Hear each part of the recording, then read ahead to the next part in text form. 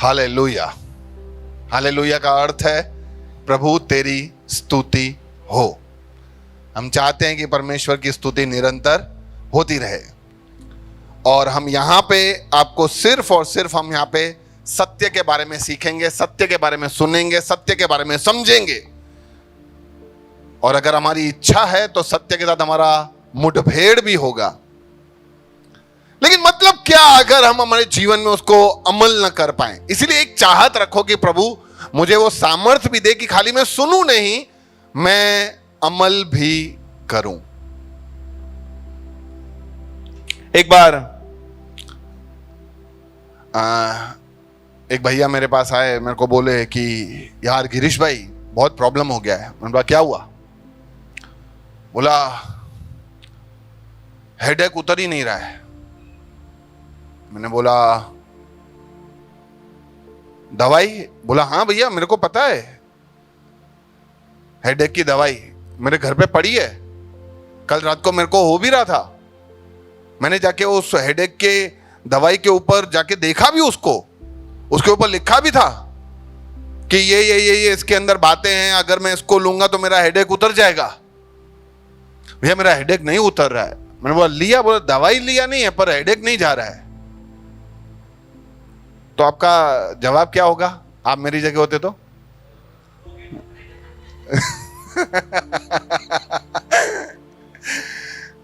भाई तेरे पास जब दवाई है, तेरे को इस बात का खातरी है कि ये दवाई से सर दर्द जाता है, तो फिर काय को देरी, ले और हेडेक को जाने दे। उसी रीति से बहुत सारे लोग, उनको पता है कि प्रभु है, उनको पता है कि परमेश्वर में क्या सामर्थ है, उनको पता है कि परमेश्वर क्या कर सकता है, उन्होंने देखा है दूसरों के जीवनों में कि परमेश्वर कैसे काम कर रहा है। बस फिर ये सारी बातें खाली उनके लिए ज्ञान के बराबर हो गई, क्योंकि उन्होंने परमेश्वर को अपने जीवन में लिया नहीं। इसीलिए फिर पूछते हैं विघ्न आराडो। कोई विघ्न नहीं है, विघ्न कोई नहीं है। परमेश्वर है तो उसके लिए कोई भी बात नड़ती नहीं है। हालेलुया। तो इसीलिए हम सिर्फ सुने नहीं, पड़ोसी को बोलो सुनने वाले नहीं, ग्रहण करने वाला बनना। ओके, पिछले सप्ताह में हमने किस चीज के बारे में सीखा था? पाप क्या है। हमने क्या सीखा था? पाप क्या है।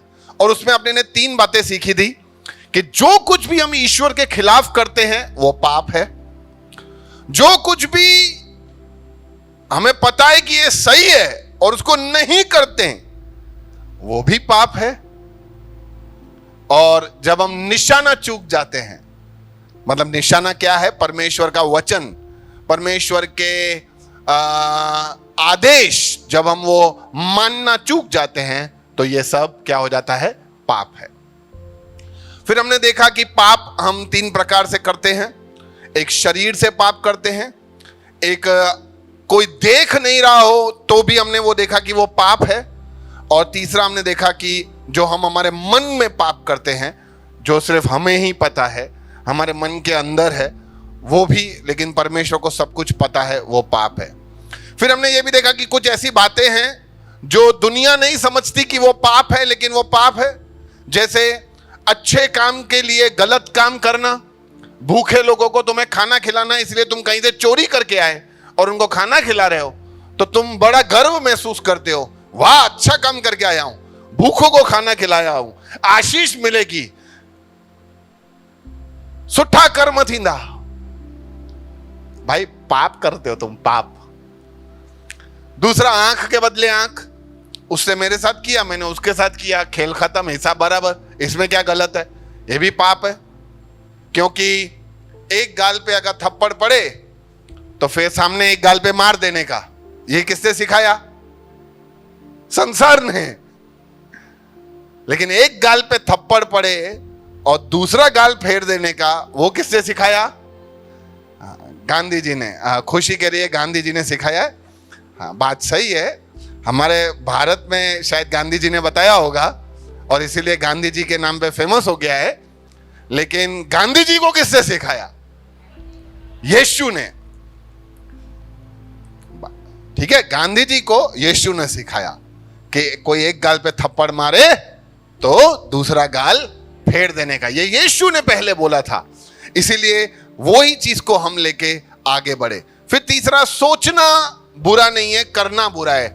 इसमें क्या है? सोचने में क्या गलती है? सोच तो सकते ही हैं, लेकिन परमेश्वर चाहता है कि हमारी सोच भी स्वच्छ होना चाहिए, पाप रहित होनी चाहिए। इसके बाद सही के साथ सही करने का, गलत के साथ गलत करने का, ये हमें दुनिया सिखाता है। हमने ये देखा कि ये भी पाप है। तो हमने ये सब पापों के बारे में, पाप कैसे हो, क्या है, उसके बारे में हमने सीखा। सबसे पहला पाप मनुष्य ने जो किया था वो क्या किया था? आपको पिछले दिनों में आपने सीखा। अगर आप में से कोई बताए, चांदनी बहन आप बता सकते हो पहला पाप मनुष्य ने कौन सा किया था? जी, अच्छे और बुरे के वृक्ष का फल खाया था। अच्छे और बुरे के जो वृक्ष का फल था वो खाया था। तो फल खाने से क्या पाप हो जाता है इंसान? वो तो मानो अंबई न खाए।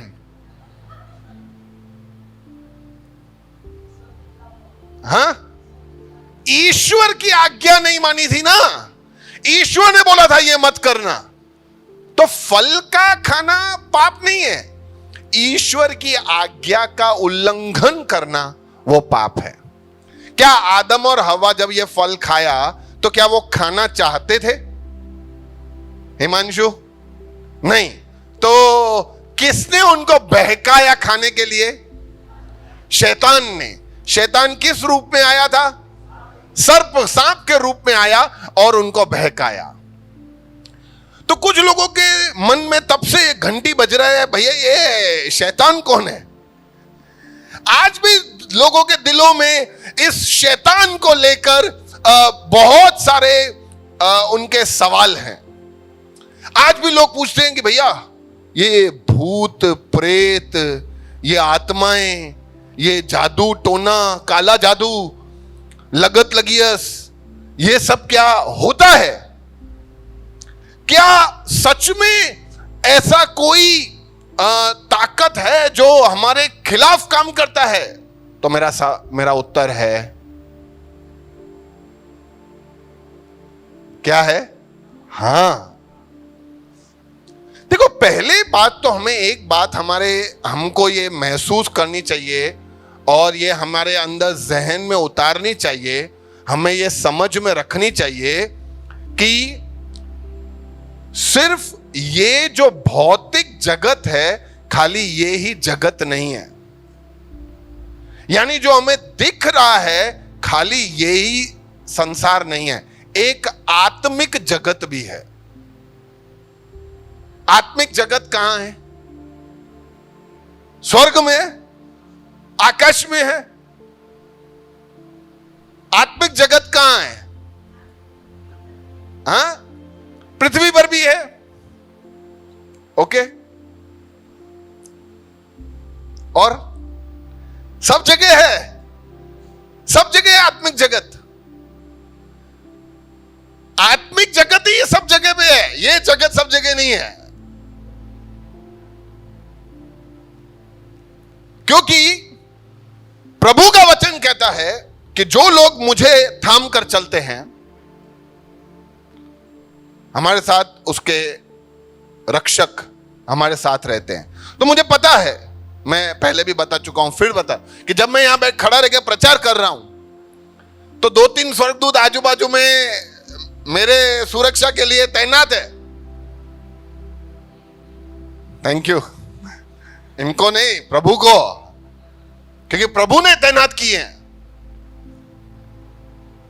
क्योंकि निरंतर इंसान के खिलाफ एक शक्ति है जो परमेश्वर के खिलाफ है, जो हमारे खिलाफ काम कर रही है। तो आज हम उसी के बारे में सीखने वाले हैं। बहुत सारे लोगों के पास सवाल होता है कि भैया ये शैतान कौन है?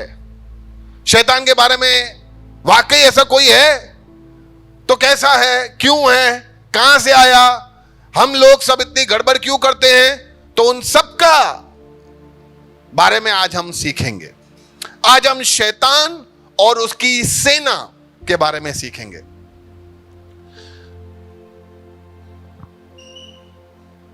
एक प्रभु के दास ने कहा कि दो प्रकार के लोग हैं जो शैतान के बारे में एक समझ रखते हैं। एक प्रकार के लोग ऐसा बोलते हैं कि ये शैतान वैतान कुछ है ही नहीं, और दूसरे जो उसके कामों में बड़ा ही दिलचस्पी लेके उसके काम करते हैं। शैतान दोनों से खुश है। आज तुम नहीं मानते हो मैं हूं, अच्छी बात है, यानी तुम ये सारा इल्जाम किसी और पे डालोगे। देखो, जो तुम्हें पता नहीं है, यदि अगर तुम्हें कोई चीज है जो खतरा है, अगर तुम्हें उसके बारे में समझ ही नहीं है, तो तुम कभी भी उसके खिलाफ अपने आप को तैयार नहीं करोगे। इसीलिए हमें समझना चाहिए कि एक शक्ति अंधकार की शक्ति है और वो हमारे खिलाफ काम कर रही है, और उसके बारे में हमें समझ होना अनिवार्य है, तो ही हम एक सही रीति से कार्य करेंगे। तो कौन है ये शैतान, कौन है उसकी सेना, कहां से ये लोग आए, उसके बारे में आज हम सब थोड़ा सा सीखेंगे। सबसे पहले परमेश्वर ने पहला वचन अगर हम देखते हैं तो आदि में परमेश्वर ने आकाश और पृथ्वी बनाया। लेकिन आकाश और पृथ्वी बनाना उससे पहले, या आकाश या पृथ्वी बनाने से पहले परमेश्वर ने स्वर्गदूत बनाए। क्या बनाए?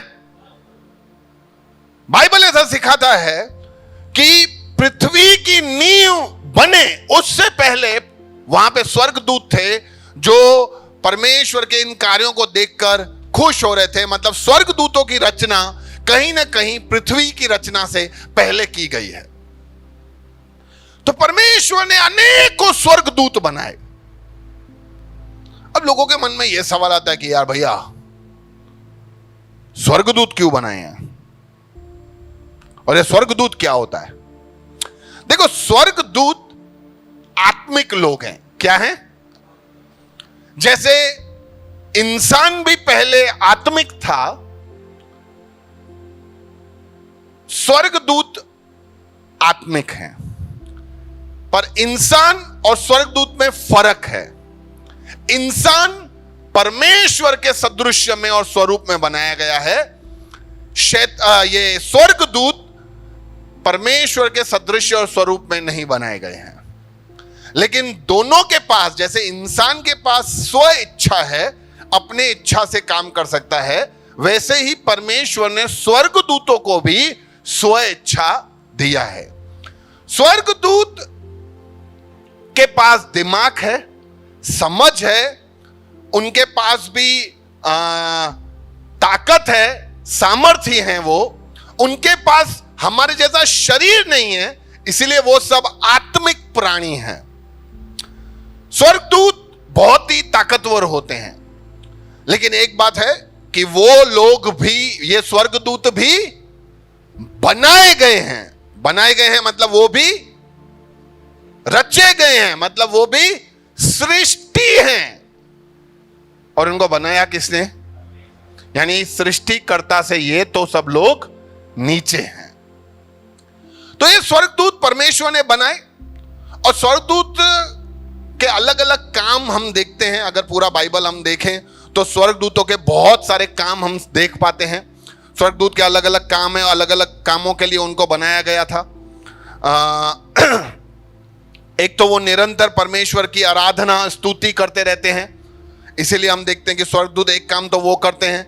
दूसरा, जो भी परमेश्वर करता है उसमें वो बहुत ही आनंदित होते हैं। जैसे परमेश्वर जब पृथ्वी की नींव डाल रहा था, यहाँ जब भी कोई पापी मन फिराकर परमेश्वर के पास लौटता है तो स्वर्गदूत बहुत ही हर्षोल्लास में पार्टी करते हैं, यानी स्वर्गदूत खुश होते हैं परमेश्वर के कामों को देखकर। तीसरा, कि वो निरंतर प्रभु का सेवा करते रहते हैं। चौथा, वो विश्वासी लोगों को जो परमेश्वर के वचन में चलते हैं, उनकी सेवा करते हैं, उनको बचाते हैं। उसके अलावा वो परमेश्वर के न्याय के दिन में काम करने वाले लोग हैं, जब परमेश्वर उनको भेजेगा लोगों को लाने के लिए। इसके अलावा वो परमेश्वर के काम में जो व्यस्त लोग हैं, जो लीडर्स हैं, जो सेवक हैं, नॉट लीडर्स, सेवक जो हैं, उनकी मदद करने के लिए तैनात किए जाते हैं, उनको बचाने के लिए तैनात किए जाते हैं। इस तरह से स्वर्गदूतों का बहुत सारा काम है। इनमें से बहुत सारे काम तो मैं ऐसा सोचता हूं कि मनुष्य के उत्पत्ति के बाद के हैं। अगर मनुष्य होता ही नहीं या मनुष्य पाप नहीं करता तो ये सारे काम नहीं होते, पर परमेश्वर ने उनको बना के रखा है, तो उनके पीछे एक मकसद है परमेश्वर का कि क्यों बनाया है।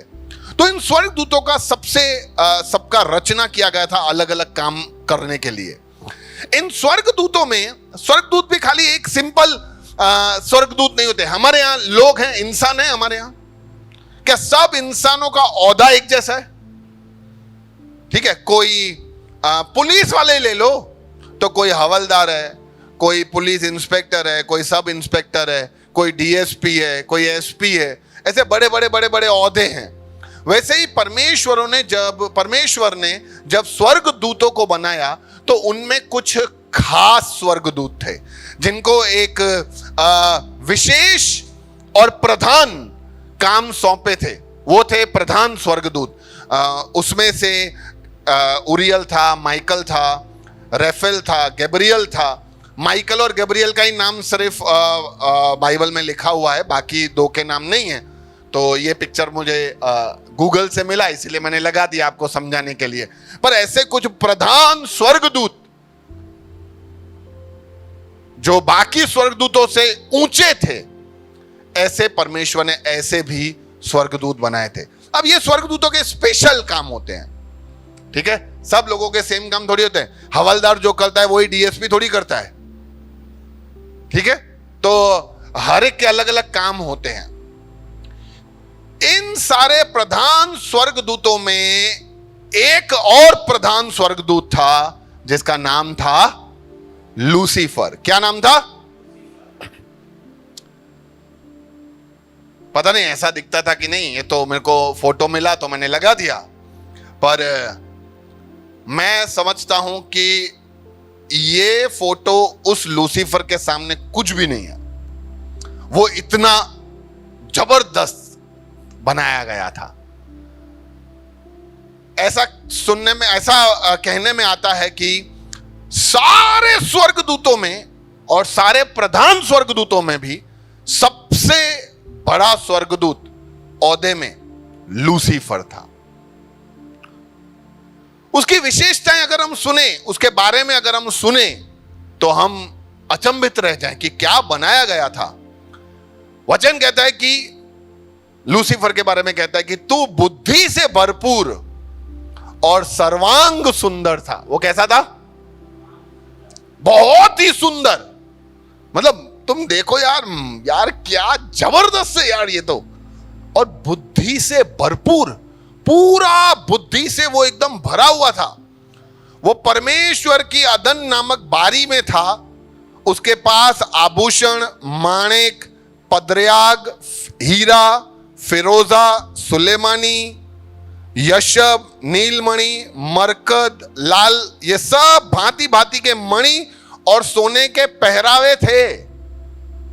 यानी मैं ऐसा समझता हूं उसके शरीर पे ऐसे सब मणियां लगी होगी और सोने के पहरावे, यानी आता होगा तो जबरदस्त लाइट चमकती होगी।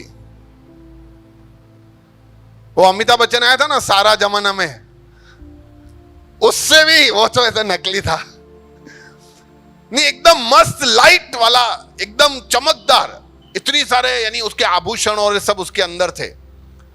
तेरे डफ और तेरी बांसुली तुझी में बनाई गई थी जिस दिन तू सजा गया था। डफ और बांसुली यानी तबला और वीणा और ये सब बांसुरियां सब उसी के अंदर ही थी। मतलब मैं ऐसा सोचता हूं कि वो चलता होगा तो भी कुछ ना कुछ म्यूजिक आता होगा, वो अपने पंख हिलाता होगा तो भी शायद म्यूजिक बजता होगा, वो बोलता भी होगा तो पीछे ऐसे यूं स्ट्रिंग्स में पीछे आराम से, क्या सुपर म्यूजिक। यानी वो बोले यानी माहौल बन जाता होगा। कुछ लोगों का ऐसा भी कहना है कि ये वर्शिप लीडर था, वहां पे स्वर्ग में वो पूरा सबका परमेश्वर का आराधना करना होगा तो ये वर्शिप लीडर होगा, जबरदस्त म्यूजिक लगा के तो गाओ हालेलुया ऐसे सब चिल्लाता होगा। तो यानी ऐसा कह दे कि उसका इस तरीके से वो बनाया गया था। तो छाने वाला अभिषिक्त करूब था, करूब यानी स्वर्गदूत। मैंने तुझे ऐसा ठहराया था कि तू परमेश्वर के पवित्र पर्वत पर रहता था, तू आग सरीखे चमकने वाले मणियों के बीच चलता फिरता था। यह है इस लूसीफर का वर्णन। अमेजिंग, जबरदस्त उसका कामकाज या उसका जो वर्णन किया गया है, उसका जो जैसे उसको बनाया गया है। मैं सोचता हूं क्या बनाया था परमेश्वर ने उसे, खूबसूरत, अमेजिंग, कोई कमी नहीं थी। मैं सोच रहा हूं उसके अंदर इस तरीके से उसका सृजन किया गया था। लूसीफर का मतलब भी ऐसा होता है मॉर्निंग स्टार, यानी चमकने वाला भोर का तारा। सुबह नहीं एक तारा चमकता है, आप बोलते हो ध्रुव तारा, यानी अंधेरे में चमकने वाला, ऐसा वो लूसीफर था।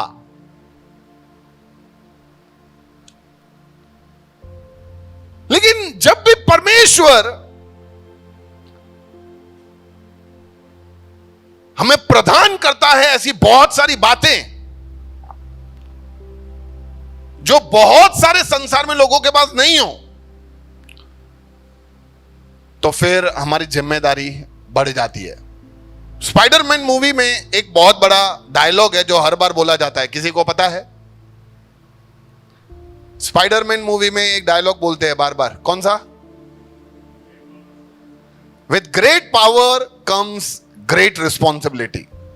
यदि तुम्हें सामर्थ्य बढ़ा दिया जा रहा है तो तुम्हारी जिम्मेदारी भी बड़ी हो जाएगी। हमारे मोदी जी जब पहले कार्य करता थे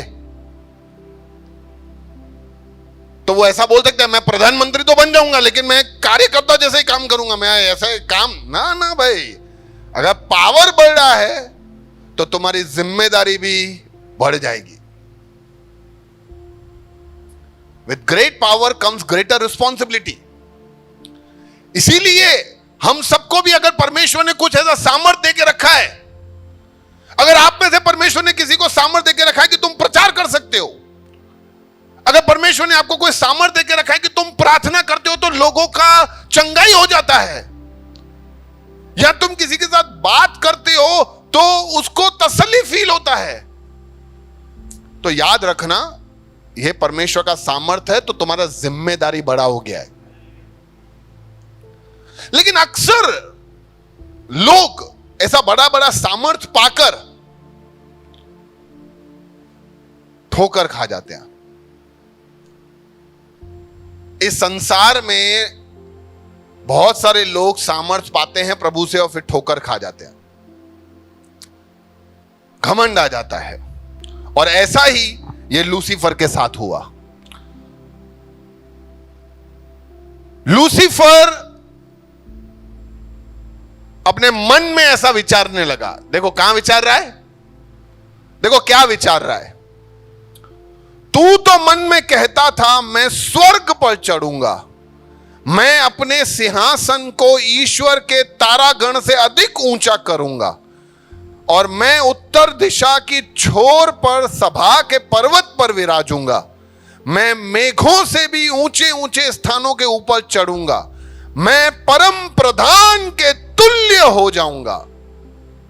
इस सब में कॉमन वर्ड क्या है? खुशी। क्या है? मैं। क्या है? मैं फलाना करूंगा, मैं ऐसा करूंगा, मैं वहां चढ़ूंगा, मैं ईश्वर के समान हो जाऊंगा, मैं ईश्वर के समान नहीं, ईश्वर से भी ऊंचे स्थानों पे चढ़ूंगा, ये वो सोचता था।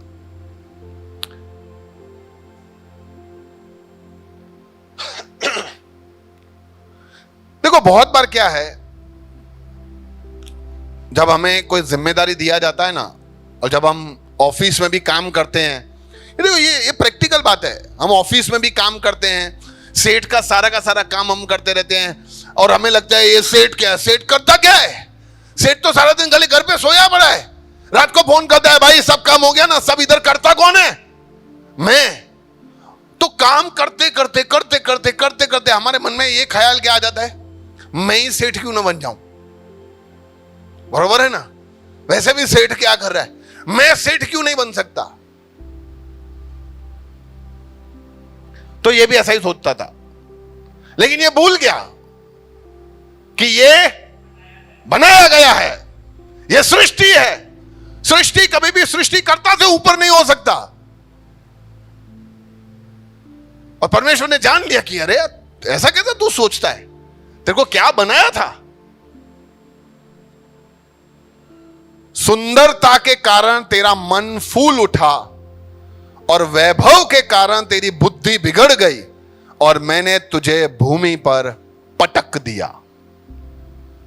परमेश्वर ने जान लिया कि इसके मन की बात क्या है, इसके मन की इच्छा क्या है, और जब परमेश्वर ने यह सब जान लिया तो उसको स्वर्ग से निकाल कर भूमि पर पटक दिया, निकल तू मेरे राज्य से।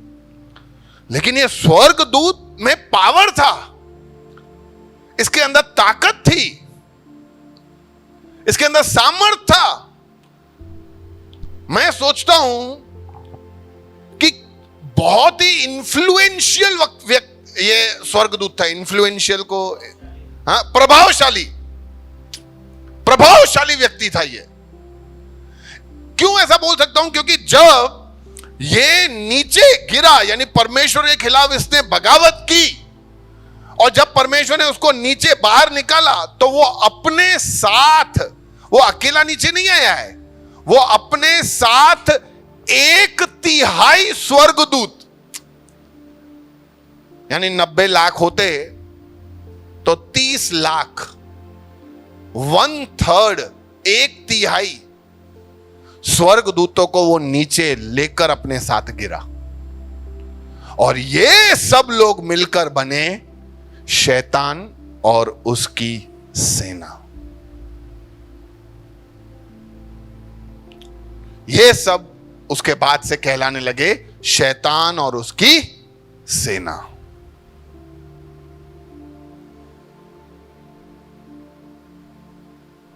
वो चाहता तो परमेश्वर से माफी मांग सकता था, लेकिन वो बलवा है, उसके अंदर बलवा करना है, उसको बगावत करना है।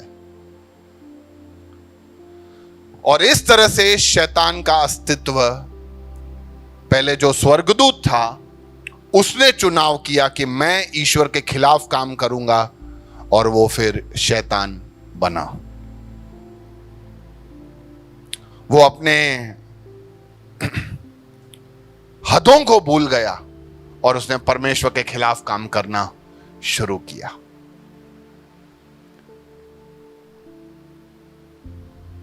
क्या है शैतान का मकसद, क्या है? देखो, शैतान का एक ही मकसद है कि वो किस तरह से, उसको देखो, उसको पता है कि वो ईश्वर के साथ लड़ नहीं सकता। अल्टीमेटली उसको पता चल गया कि वो बनाया गया है, ईश्वर सृष्टि करता है, उसको पता है कि उसका अंत क्या है। इसीलिए उसका एक ही मकसद है, ध्यान से सुनना, उसका एक ही मकसद है कि जितना हो सके लोगों को भरमाए और अपने साथ अनंत नरक में, मौत में वो लेके जाए। जितने हो सके उनको भरमाए, उनको बहलाए, फुसलाए, घुमा के अपने साथ लेके जाए।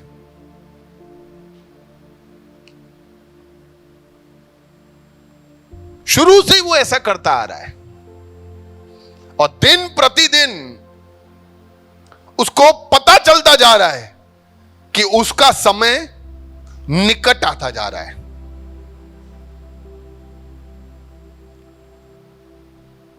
आपको पता है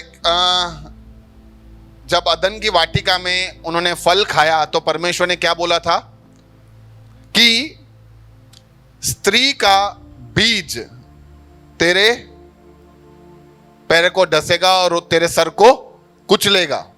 परमेश्वर का वचन है कि एक ऐसा समय आएगा जब एक व्यक्ति जो स्त्री में से आएगा वो तेरे राज्य को खत्म करेगा।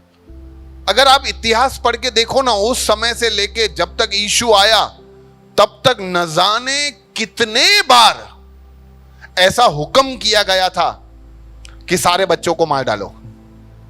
बहुत बार हुआ है। बाइबल में भी राजा हेरोद ने ऐसा कहा था, सब बच्चों को मार डालो, क्योंकि शैतान चाहता ही नहीं है कि वो कभी हो। लेकिन उसको पता चल गया, यीशु आ गया, उसको लगा कि उसने उसको मरवा दिया, लेकिन वो तीसरे दिन जी उठ गया। तब से वो और ज्यादा काम कर रहा है कि अभी उसको पता चल गया कि उसका समय बहुत ही नजदीक है, उसका काम तमाम होने वाला है। तो जितना हो सके लोगों को और भरमाए, बहकाए और अपने साथ लेके जाए। देखो, प्रभु ने भी सिखाया है, हमें शैतान के बारे में जानकारी होनी चाहिए, उसके चालों को समझना चाहिए, नहीं तो अपने हार जाएंगे। हमारे पास परमेश्वर है, हमारे पास ज्ञान है, हमारे पास बुद्धि भी है, इसीलिए हम दुश्मन की चालों से वाकिफ होना हमें बहुत ही जरूरी है, नहीं तो तकलीफ वाला काम हो जाएगा। अब कुछ लोग बोलते हैं कि भैया फिर हमारे से दुश्मनी क्या है उसकी। तो शैतान को जब गिरा दिया गया स्वर्ग में से, फिर उसके बाद परमेश्वर ने मनुष्य की सृष्टि की, और मनुष्य को सृष्टि करने के बाद परमेश्वर ने मनुष्य को क्या बोला, सबके ऊपर तुम्हारा अधिकार है, ये सारी सृष्टि को अपने अधिकार में ले लो और फूलो फलो और बढ़ते जाओ। उसको भी अधिकार चाहिए था, उसको भी सारा सामर्थ और पावर चाहिए था। शैतान को खुन्नस इस बात पे भी है, हम इससे ज्यादा बड़े, इससे ताकतवर, इससे ज्यादा औहदा रखने वाले ये मिट्टी के लोगों को तूने हमसे ज्यादा ताकत और पावर देके रखा है। ये ना चौलबे, ये नहीं चलेगा।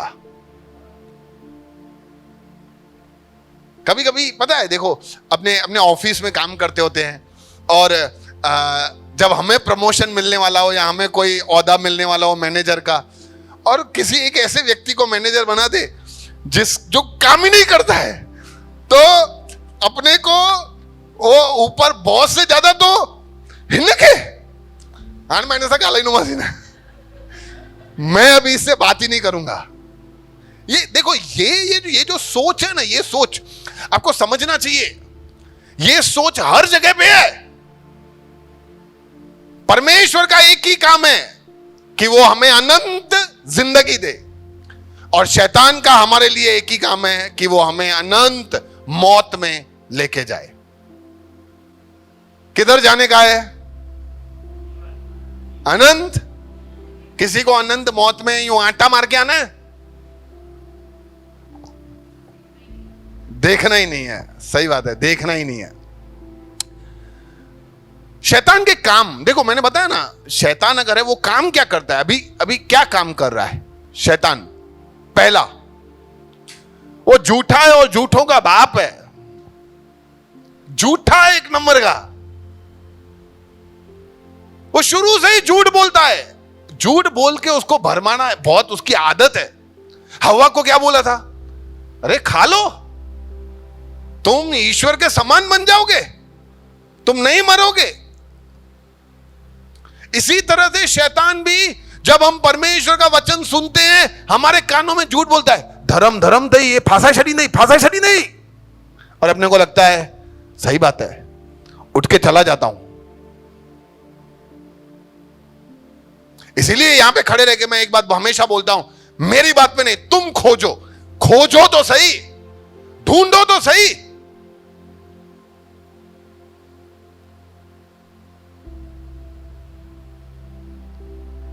यहां पे बैठे हुए कितने लोगों ने मेरे बोलने पे प्रभु पे विश्वास किया है?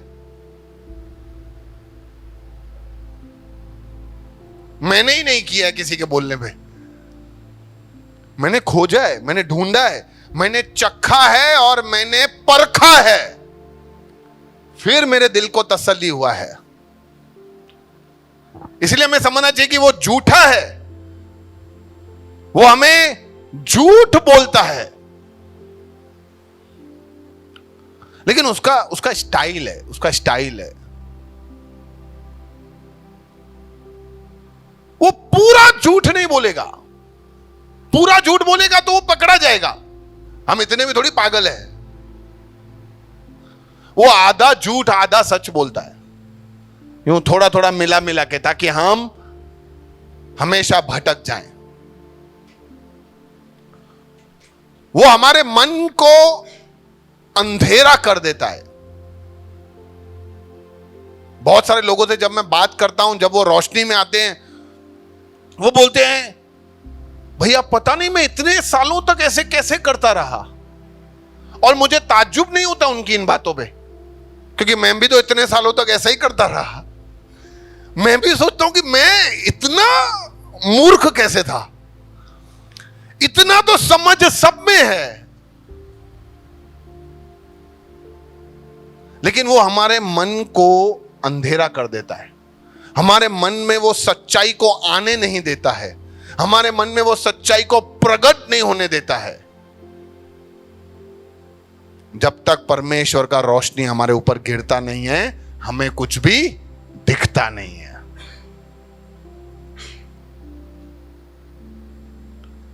तीसरा, वो चिन्ह और चमत्कार कर कर भरमाता है। इसीलिए मैं हमेशा लोगों को बोलता हूं, चिन्ह और चमत्कार में नहीं जाना,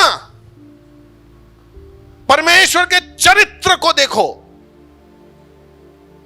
भैया मैं वहां गया था ना, वहां उन्होंने जल पिलाया, उन्होंने ऊपर यूं झाड़ू मारा और यूं अंदर आदमी हिलने लगा और उसके अंदर से यूं अशुद्ध आत्मा बाहर आई और वो ठीक हो गया, यही सब कुछ सही है। अरे नहीं भाई, ये चिन्ह चमत्कार, जादूगर थोड़ी है ईश्वर। इसलिए मैं कहता हूं चिन्ह चमत्कार के ऊपर ज्यादा भरोसा नहीं करने का, क्योंकि परमेश्वर का वचन कहता है कि अंतिम दिनों में ऐसे बहुत सारे फरेबी लोग आ जाएंगे हमारे बीच में, जो कहेंगे कि हम ईश्वर की ओर से ही हैं। मैं ईश्वर का प्रतिस्वरूप बन के आया हूं और पथ प्रदर्शित करो, ऐसा करके भी तुम्हें भरमाएंगे। भियो भाव मां प्रभु का पूछे बुधाया तो ऐसा करके वो भरमाएंगे। इसीलिए हमारे आंखें, हमारे कान, हमारा दिल, हमारा दिमाग सब खुला रखने का, जादू जादू के ऊपर नहीं, सच्चाई के ऊपर।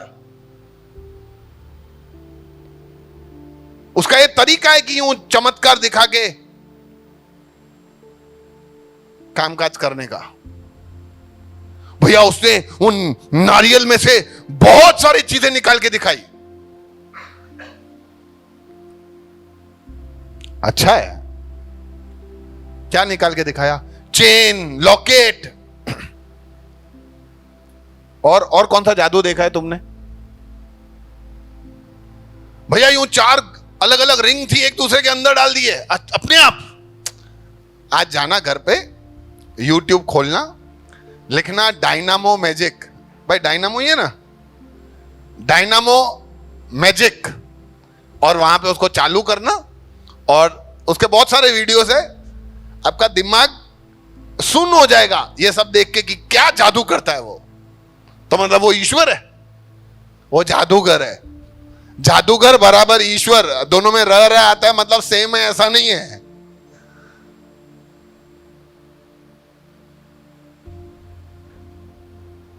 तो चिन्ह चमत्कार पे नहीं जाने का। आपके दिल में क्या बदला हुआ है? आपके जीवन का परिवर्तन किसने किया है? आपके पापों को किसने क्षमा किया है? इन बातों पे फोकस करो। भैया मैं वहां गया, मेरा बीमारी ठीक हो गया, इस पे फोकस ना करना। प्रभु कर सकता है,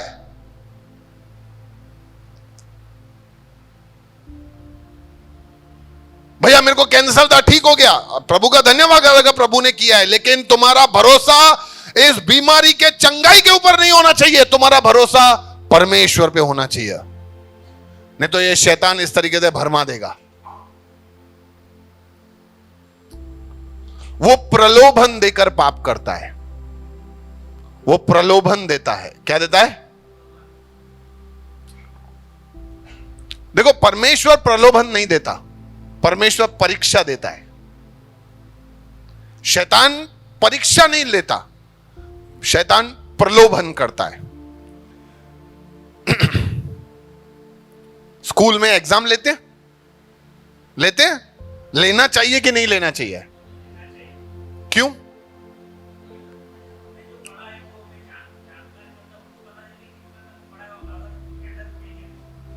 कितना तुम झेल सकते हो या कितना तुमने वाकई मेहनत किया है उसके बारे में पता करने के लिए परमेश्वर हम परीक्षा लेते हैं।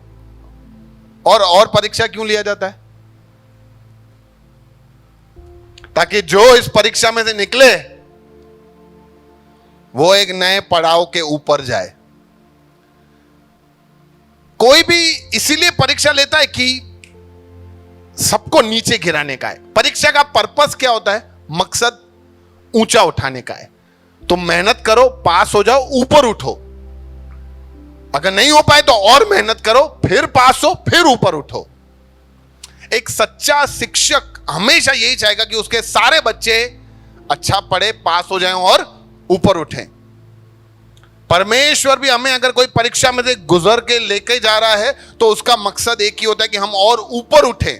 लेकिन शैतान परीक्षा नहीं लाता है, शैतान प्रलोभन लाता है। और प्रलोभन खाली अच्छा नहीं होता। तुम बहुत टाइम से नौकरी के लिए ढूंढ रहे हो और अचानक तुम्हें अच्छा नौकरी मिल गया, यह भी प्रलोभन हो सकता है। नौकरी वाले ने बोला है संडे कंपलसरी आने का है और बुधवार कंपलसरी आने का है, और तुम यही 2 ही दिन खाली मीटिंग में जाते थे। भैया क्या करूं, जाऊं? तुम देखो, अचानक से तुम्हें नौकरी मिला बार टेंडर का। बार टेंडर मतलब वो दारू के दुकान में जाके दारू बना के बेचने का। भैया मैं नहीं पीऊंगा, मैं तो प्रभु का बंदा हूं, मैं नहीं पीऊंगा। हाँ, तो जब तू पिएगा नहीं तो तू बनाएगा भी कैसे? तू वो माहौल में कैसे जाएगा?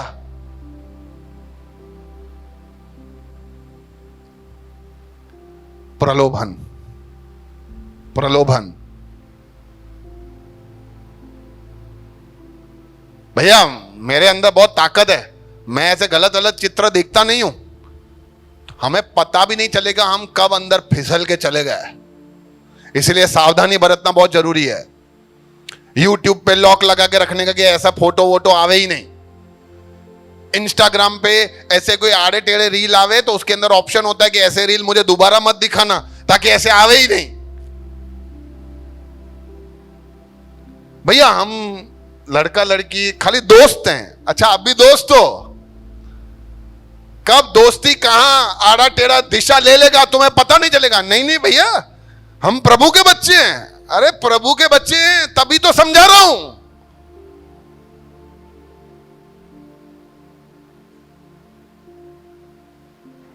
यह सब प्रलोभन है। एक पुरुष को एक स्त्री के साथ, एक स्त्री को एक पुरुष के साथ, पति पत्नी का बात नहीं कर रहा हूं, हमेशा एक दूरी के साथ बात करना चाहिए। यह सब प्रलोभन है। हम कभी भी इन सब में गिरकर फंसकर परमेश्वर के खिलाफ चले जाएंगे, और ये ही शैतान चाहता है। यही चाहता है। इसमें क्या है, वांदा थोड़ी है, करो करो। अरे भाई सब करते हैं यार। चैटिंग में क्या वांदा है? चैटिंग के लिए बोल रहा हूं, सेटिंग के लिए थोड़ा बोल रहा हूं। हाँ, ये चैटिंग कब सेटिंग हो जाएगा पता ही नहीं चलेगा। इसलिए वहीं पे ही रोक लगाना जरूरी है। वो दोष लगाता है, डराता है, शर्मिंदा करता है। कब भी हमसे गलती हो जाती है, हमसे गड़बड़ हो जाती है, हमसे पाप हो जाता है, हमें वो गिल्ट में डाल देता है। ये देख, अपने आप को बड़ा परमेश्वर का बेटा बोलता था, परमेश्वर का अगुआ बोलता था, अपने आप को पास्टर बोलता था, अपने आप को बड़ाई प्रार्थना योद्धा बोलता था, कर दिया ना ये गड़बड़, कर दिया ना ये पाप, अब कैसे जाएगा लोगों के सामने, कैसे जाएगा प्रभु। ये हमें हमेशा शैतान हमारे कान में फुसफुसा के मार डाल, अपने आप को गलत कर, अपने आप को खत्म कर दे। ये ही उसका एक मकसद है कि हम प्रभु से दूर हो जाएं।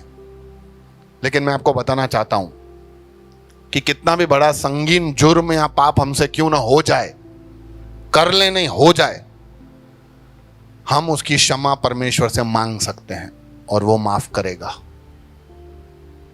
और हम उसके हुजूरी में कभी भी आ सकते हैं। ये शैतान हमें डराता है कि तुम नहीं आ सकते, कैसे मुंह लेके जाओगे, इतने दिनों से तुम गए नहीं हो मीटिंग में, अब कैसे जाओगे। वो उसी दिन जाने का, क्योंकि वो नहीं चाहता कि हम संगतियों में आएं और परमेश्वर के वचन से हम वापस भर जाएं।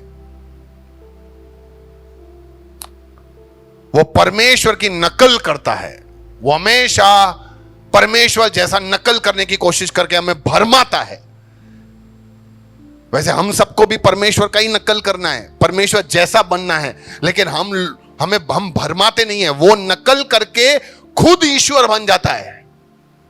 आज संसार में बहुत सारे लोग हैं जो सत्संग करके ईश्वर बन गए हैं, उनको गॉडमैन नाम बुलाते हैं, इंसान जो ईश्वर है।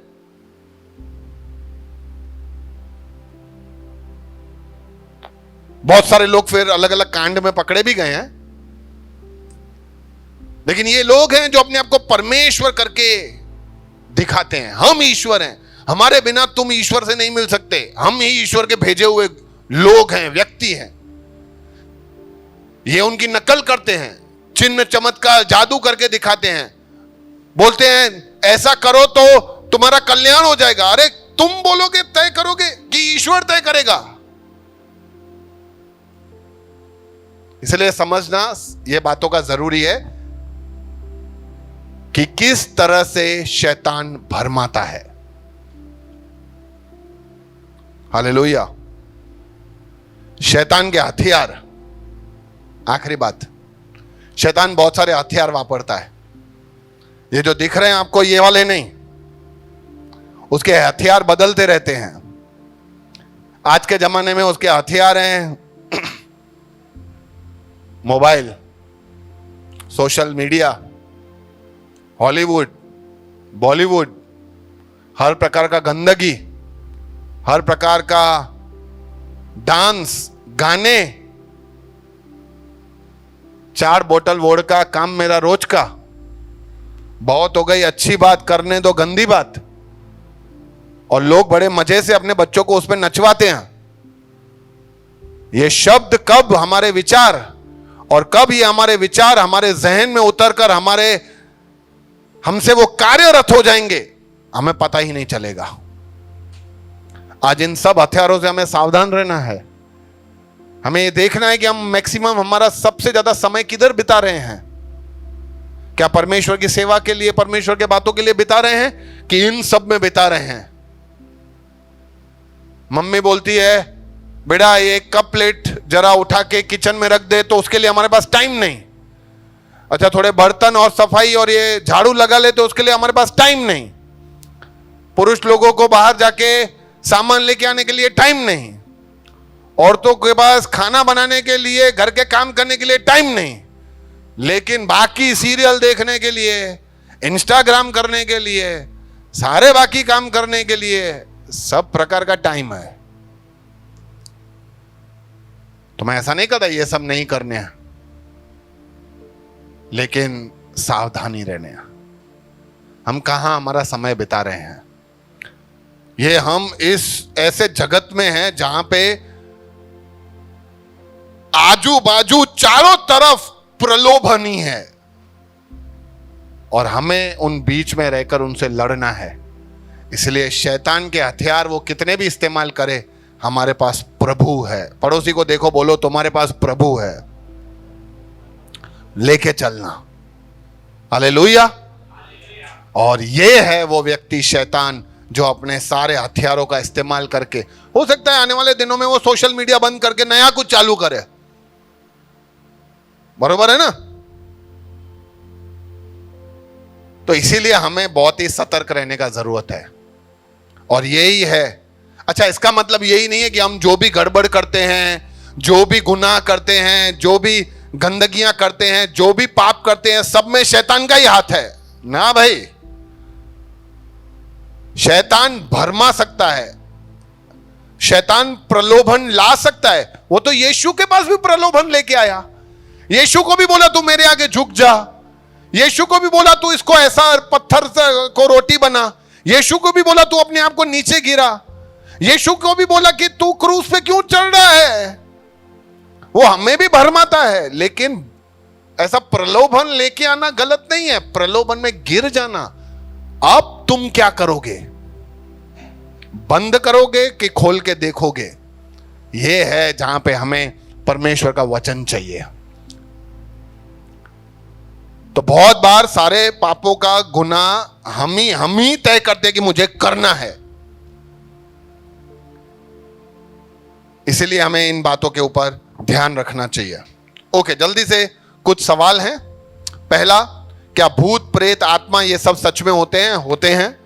ये सब शैतान और उसकी सेना, जो 1/3 स्वर्गदूत जो नीचे गिरे थे, वो है अंधकार की सेना है, और वो हमारे खिलाफ निरंतर काम करता रहता है। उनका एक ही मकसद है कि हमें किस तरह से वो परमेश्वर से दूर लेके जाएं। यदि परमेश्वर ने शैतान को बनाया, लूसीफर को बनाया, तो क्या सारी बुराइयों और सारे पाप का जिम्मेदार परमेश्वर नहीं है? उसको बनाया ही क्यों? परमेश्वर ने शैतान को नहीं बनाया, परमेश्वर ने लूसीफर को बनाया, जो एक प्रधान स्वर्गदूत था, जो बहुत ही अच्छा था, जो बहुत ही गुणी था, जो बहुत ही विद्वान था, जो बहुत ही अच्छा काम करता था। लेकिन उसने तय किया कि मैं खुदा बनूंगा, खुदा को मेरे नीचे काम करना पड़ेगा, मैं खुद ईश्वर से ऊंचा उठूंगा। उसने ये तय किया और पाप किया। वैसे ही परमेश्वर ने इंसान को बनाया, आदम और हवा को, अपने स्वरूप में, अपने सदृश्य में, सारी सृष्टि के ऊपर अधिकार रखने वाला। लेकिन इंसान ने भी यही तय किया कि मैं खुदा बनूंगा, मैं काय को इसका आदेश मानूं, मैं खुद सब तय करूंगा कि क्या करने का है, और उसने पाप किया।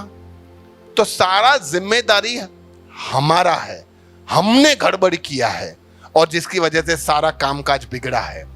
परमेश्वर तो हमेशा से सब सुंदर बनाता है, लेकिन परमेश्वर ने हमें स्वेच्छा दिया है, जिसका उपयोग करके हमने उसके खिलाफ काम किया और हम शैतान के अधीनता में हो गए। देखो, दो ही टीम है, यहां तो हम परमेश्वर के साथ हैं, यहां हम परमेश्वर के साथ नहीं हैं। जब परमेश्वर के साथ नहीं है, हम ऐसा नहीं बोल सकते मैं किसी के साथ भी नहीं हूं, परमेश्वर के साथ भी नहीं हूं, शैतान के साथ भी नहीं हूं। ऐसा नहीं हो सकता। यहां तुम परमेश्वर के साथ हो, यहां परमेश्वर के साथ नहीं हो। जो परमेश्वर के साथ नहीं है वो शैतान के साथ है। तो यह समझना बहुत ही जरूरी है। शैतान कैसा दिखता है?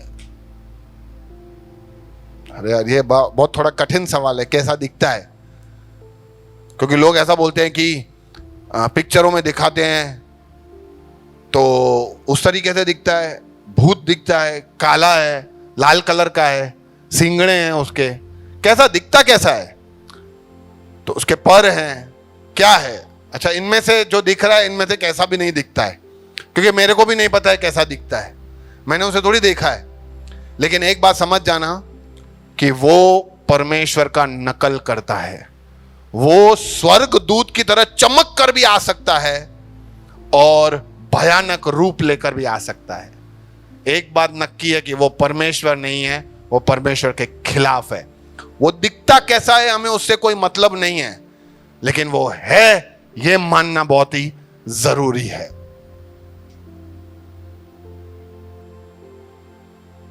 क्या हमें शैतान से डरना चाहिए? क्या बोलते हो? डरना चाहिए? चाहिए?